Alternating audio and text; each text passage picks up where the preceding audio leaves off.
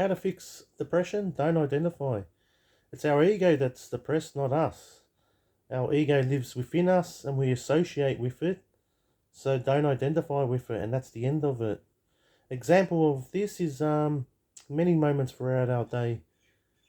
Our ego switches online, offline, online, offline. Certain events trigger it, and it comes back online again. What is the ego? It's a bunch of ideas in our head. It's an identity based on ideas, and these ideas weren't there when we were born. So they took a few years. You had to learn language first, and then through language you learn ideas, and then through these ideas you composite an identity, and then as you focus on this idea bundle of ideas, this identity has a like an autonomous sort of process within it where it sort of lives on its own through our identification with it. So when you withdraw your identification with it, it switches off. When you recognize ego within you as just ego, it switches off.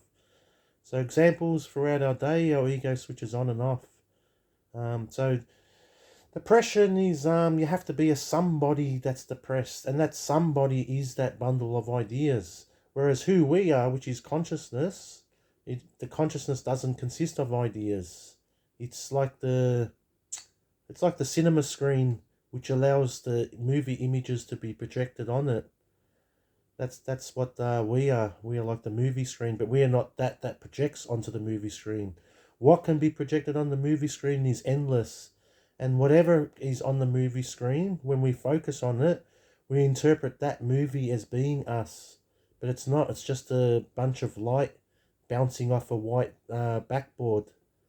And we associate what's in the movie, we associate that as being us.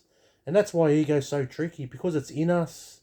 It speaks on our behalf, it talks on our behalf, it makes judgments on our behalf, and then most of all, it's actually reacting to its own judgments on our behalf, and we're fueling all this with our identification because we assume it to be us.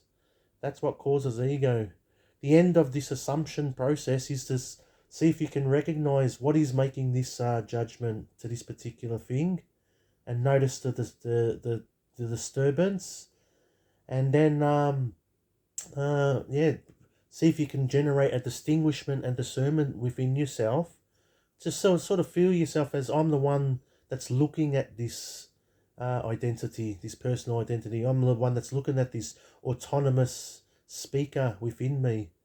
And it's like a record player, and it's very predictable, but it comes and goes, it fluctuates throughout our day, it's online, offline. So that's proof that we can't be something that comes and goes. And another analogy, I guess, it's like a passing cloud.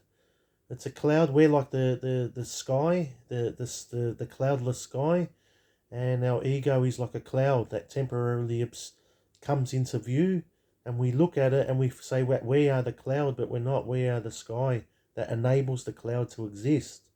And that's how important self-awareness and mindfulness is. If you can start to distinguish yourself as this cloud, as the sky or the cinema screen, as the backdrop into which all things come and go, then you start to distinguish that that's your identity. Then when these things come and go, you don't buy it with your attention anymore. You don't 100% believe it anymore, and maybe you might even smile a little bit at it when it comes and goes, because you don't take it seriously anymore, because you can see it's just a passing cloud.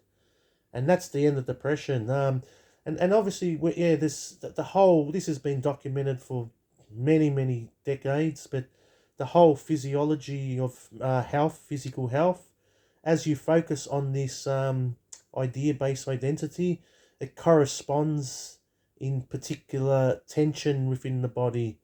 So whatever it may be, autoimmune diseases, or you might get stomach problems because the personal identity is angry all the time, as an example. But there's a book called Heal Your Life by Louise Hay. It's got like 160 body elements, even more than that, I think, of body problems, and it shows the corresponding emotion. But ultimately, it doesn't really give that much The way it's not a pure mindfulness book. It sort of just gives affirmations to undo these emotions. So if you're thinking an angry emotion, think a happy emotion to overcome it. That's a good way to do things, and there's nothing wrong with doing that. But mindfulness is seeing that the angry emotion, it's not you doing it. That's the power of mindfulness. You're not the one doing the angry emotion, nor are you the one being angry of the judgment which created that angry emotion. You are the witness to both of these, and you are the life giver to both of these. That's the big kicker. Because without your attention, shop's closed. It's just a passing idea. So that's how you can change your physiology. You can change depression because you're not the depressed one. So that's why it's very important. The number one rule of mindfulness is number one is don't identify. It's just an idea. And then eventually you might intellectually understand this, but you keep doing it over and over again, saying, oh, it's just an idea, but you still believe in it, and your consciousness is still fused with it, and it's still creating a corresponding emotion, and it may even be creating discomfort in the body, but you still intellectually understand, yeah, sounds true, don't identify, I'm going to try to bring my awareness to it. But then eventually sometimes it does kick in, bang. It's like the consciousness does actually see, wow, this is just an idea in my head that I've been identified with my whole life. Um, and this core of idea of personal identity, it's quite difficult to, and that's like for me as well. I'm very aware of my personal idea, but it still that sticks around every day. It's not something. If you were totally rid of this personal idea and you see it's just an idea and it's totally impersonal, and it disintegrates and dissolves because it's just an idea and you don't have any more personal identity, then that's the definition of enlightenment. So that happened to me many years ago, but it only lasted for 1.5 days. Woke up in the morning, 1 million kilograms lifted in 1 second, and it stayed like that for 1.5 days. No more talker, no more judger, no more personal identity, someone being reacted, no someone being angry, there's no more someone anymore. I'm just a consciousness which allows the someone idea to exist. And then after that 1.5 days, all that 1 million kilograms gradually returned over several hours and brought back this personal identity, which I still have. There's nothing wrong. I can still have a personal identity, but the difference with mindfulness is I don't have to be drawn into it so much, and I don't have to let it make my body sick.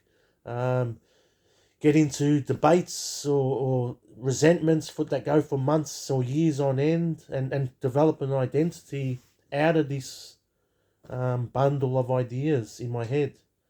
And that's the power of mindfulness, is you start to generate a new sense of identity, which really it's not new, it was already there, but the original identity, which is the awareness. And that's how you were as a baby when you were first born, before ideas were uploaded and downloaded into your head and composite images were made of a personal identity. Before all that process happened, you were just consciousness, and you always are that. You cannot not be that. It's the baseline of your true identity. But the thing is, with a baby, they don't know themselves as consciousness yet. So it's like we have to go through this process of losing ourselves, and then we find ourselves, and then we know ourselves more than ever before, which I think is mentioned in the Bible. So that's the process of ego. It's sort of there for a reason. The reason is there so you can be a personal identity, go through all the corresponding emotions, sometimes maybe create body discomforts, sometimes maybe get yourself ended up in trouble from it, which happens to us every day. We get into a lot of trouble with our egos. We lose our jobs over it. We can end up in prison over it, whatever. And it also sends us to hospital all the time. It's the only cause. It's said to be 99% of illness is psychosomatic. So psychosomatic means that it's the idea-based identity that's creating the sickness through its thinking and interpretations of the world.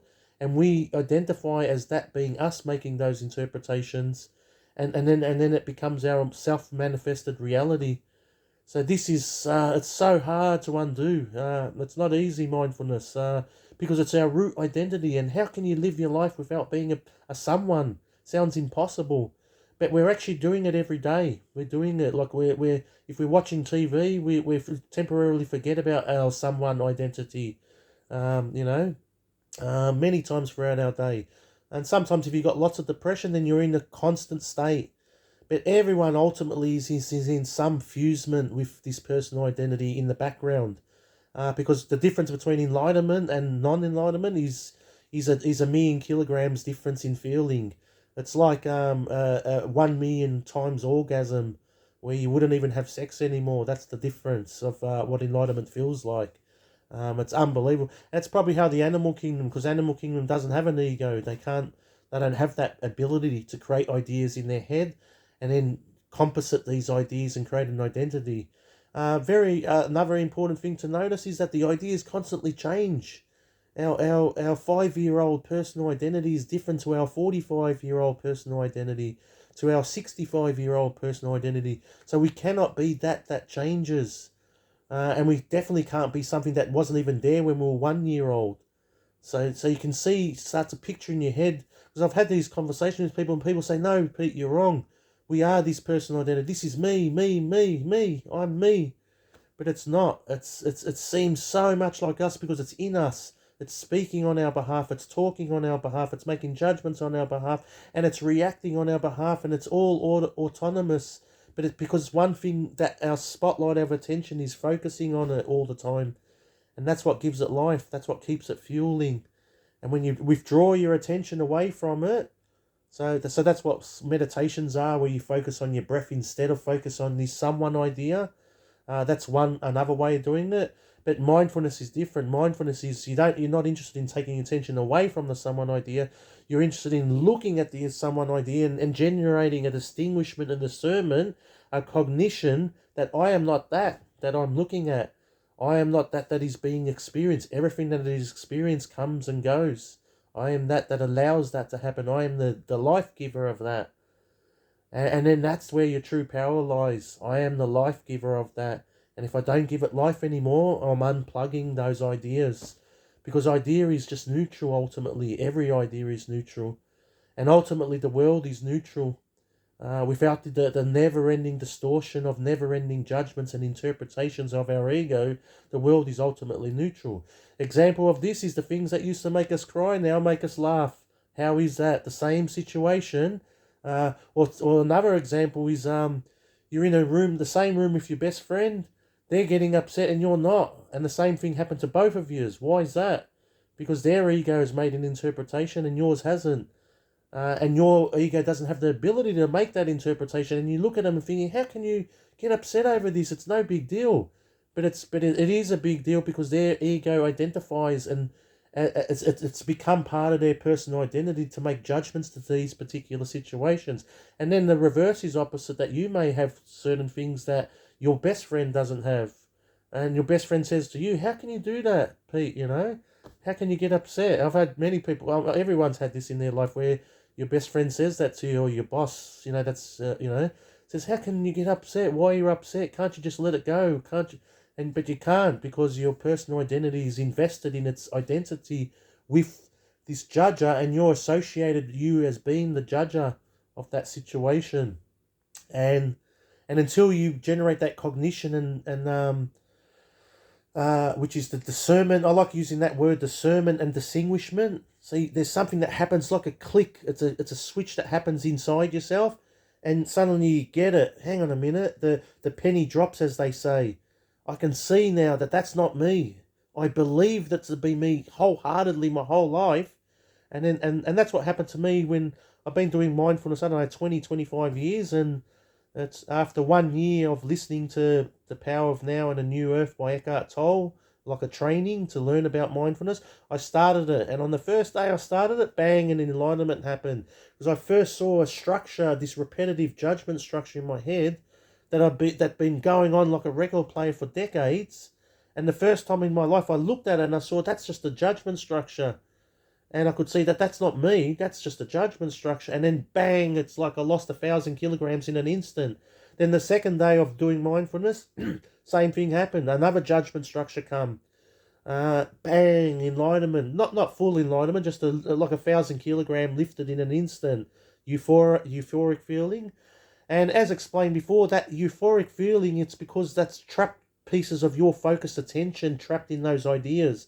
And when those ideas are seen as just neutral, the energy of you trapped in those ideas returns back to you. and you feel more alive. So you might be feeling from those structures that I saw, I probably generated 2% back of myself came back to me. And then the next day, another 2% returned back to me. So now I'm running at, instead of 99% lost in thoughts, I'm now at 97% lost in thoughts. And then the next day, I was 95% lost in thoughts. And the third day, it happened again. So I was probably 93% lost in thoughts. And I felt lighter and more enjoyable and now that triggering situation wasn't there anymore. It now made me laugh instead of cry. So, and it wasn't me that's crying, it's my ego that's crying. So that's the thing. Who we are is untouchable, ever immaculate, ever impeccable, ever perfect, immaculately untouchableness. That's who we are. And the only way you'll get proof of this is if you do mindfulness, or maybe something happens in your life and that's the other thing, mindfulness happens naturally. We're doing mindfulness every day anyway. Even if you don't know what mindfulness is, everyone's got their own method of mindfulness that they don't understand that they're actually doing mindfulness.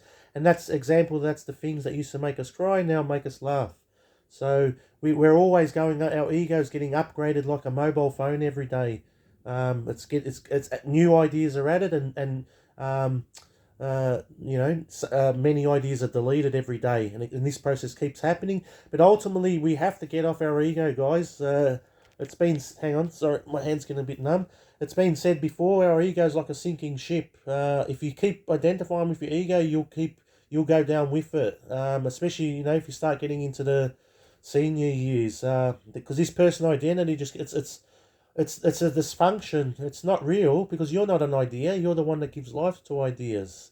So its inherent foundation is dysfunction. Is what's the word?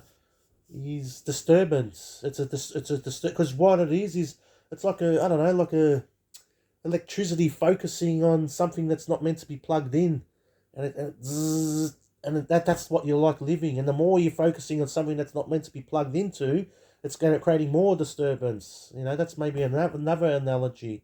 So that's what it's like. You don't need this personal identity because throughout your day, it's actually switched off many times. It's like tennis players when they're in the zone, they put all that personal identity aside, and the perfection's what's playing. That's why it might be enjoyable, one, to be in that state. They call it the zone. Or to watch people in that state is enjoyable to watch it as well.